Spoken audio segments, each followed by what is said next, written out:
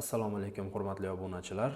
Bugun sizlar bilan son suyagi boshqa qismi aseptik nekrozi, ya'ni asepticheskiy nekroz головки бедренной кости haqida suhbatlashamiz. Uni konservativ davolash haqida suhbatlashamiz. Bilamizki, hozirgi kunda bu kasallik yoshlar orasida ham, qarilar orasida ham juda keng tarqalmoqda.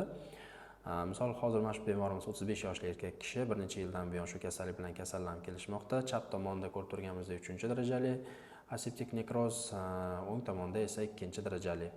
Chap tomonda og'riq kuchliroq, o'ng tomonda nisbatan kamroq.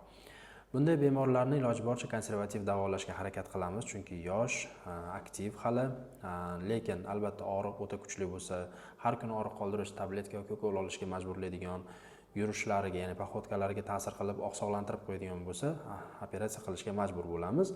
Chunki 24-25 yoshli bemorlarni ham operatsiya qilgan vaziyatlarimiz bo'lgan, chunki hammada kasallik darajasi, ketish tezligi, og'riqqa chidamlilik hammada har xil. Misol uchun bu bemorimiz har holda og'riqqa chidamli va og'riqlar ham unchaki ko'p bezovta qilgani yo'q, lekin shunda ham chap tomonda yemirilish kuchliroq ko'rib turganimizdek, o'ng tomonda nisbatan kamroq.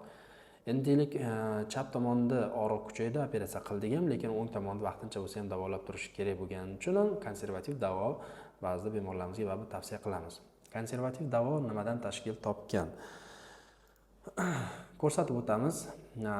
Bu yerda konservativ davoyimizda bir qancha dori vositalarimiz mavjud. Misol uchun, birinchi o'rinda suyagimiz mustahkamliklarini mahkam ushlab turish uchun kalsiy preparatlari, ya'ni kalsiy D3 nikomet. Bitta tabletkadan 2 mahal ovqat bilan kunda 2-yarmida, 2 oy davomida. Kalsiy D3 preparatlari kalsiy karbonat ko'rinishda bo'ladi, 500 mg dan har bitta tabletkada.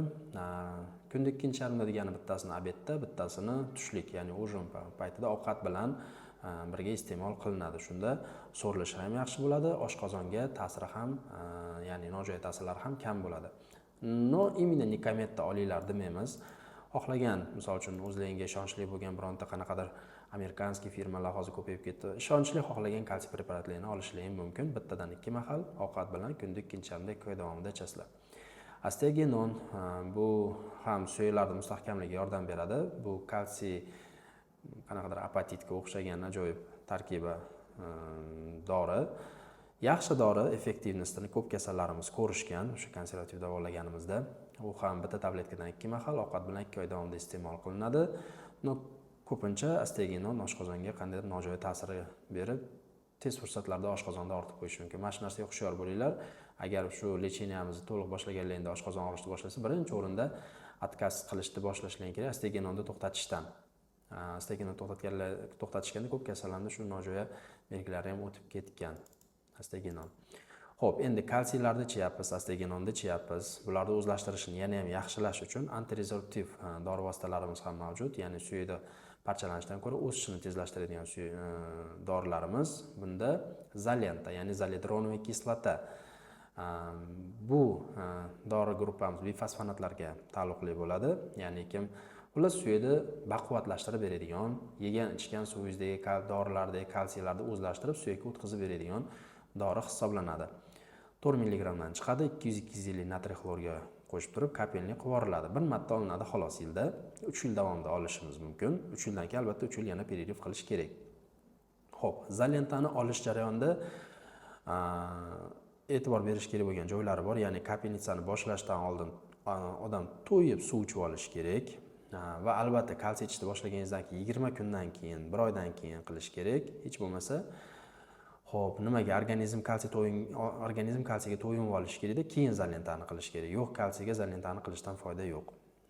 Xo'p, zalentani qilganingizdan keyin 2-3 kun isitma chiqarishi mumkin. Va shu isitma chiqqanda parasetamol, nemisel parashoklar ichib turishingiz kerak. Xo'p, zalentani yana qilish jarayonida 10 daqiqa ichida o'zi jo'natib olish kerak. Ya'ni tezroq jo'natish kerak. Uni cho'zib, sekin cho'zdirishdan, kapelnitsani cho'zishdan foyda yo'q. Tez-tez qovurish kerak. Xo'p, ikkinchisi artaksan, tenoksikam sostavi. Buni yallig'lanishga oksikam gruppaga mansub. Endi buni nimaga aynan tenoksikam? Tenoksikam, piroksikam, larnoksikam, meloksikam bu oksikam gruppasi. Lekin shular to'rtalasining ichida eng og'riq qoldiruvchi ham yallanishga qarshi ta'siri kuchli bo'lgani tenoksikam hisoblanadi. Shuning uchun ham tenoksikamni yaxshi ko'raman. Lekin uzoq iste'mol qilish, uzoq qabul qilishni tavsiya qilmayman, chunki u faqat sok birda bloklagan hisobdan oshqozonga nojo'ya ta'siri ko'proq bo'ladi. Shuning uchun buni faqat mayda kam kurslarda beramizki 5 kunga xolos. Undan keyin 6-kundan buni yangicharoq pokoleniyasi Meloxicam, Remaxicam ko'rinishda sotiladi, tikiladi 7,5 mg dan. Bitta tabletkadan 2 mahal, ovqatdan keyin 10 kun. Дальнейший ham, ya'ni yana uzoq muddatga ham shu Meloxicamni 7,5 mg dozada bittadan bir mahal iste'mol qilib turish mumkin og'riqlarda.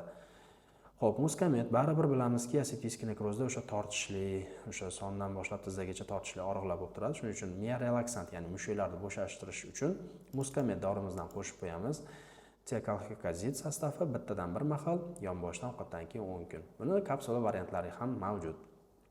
Agar ukoldan bezdim, zerikdim ukollar deydigan bemorlarimiz uchun buni tabletka kapsula variantlari ham mavjud. Xo'p, 8 mg dozada chiqadi. Bittadan bir mahal ichilaveradi. Xo'p, Nolpaza 20 mg. Endi shuncha kalsiy ichyapmiz, aptaksallar olyapmiz, shuni hisobidan oshqozonni baribir himoyalab turishimiz kerak.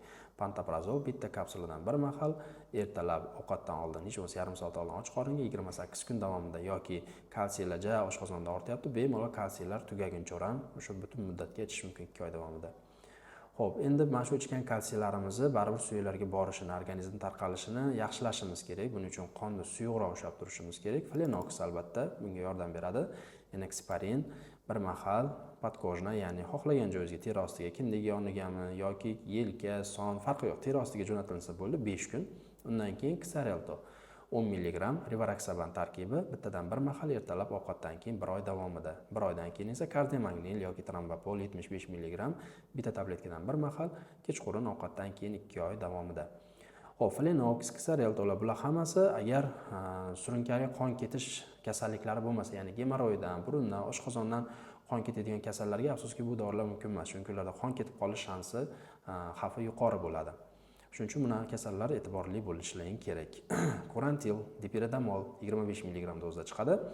Bitta tabletkadan 2 mahal, ovqatdan keyin 1 oy davomida. Bu ham qon aylanishini yaxshilashga, qonni suyultirishga nisbatan yordam beradigan dorilarimizdan.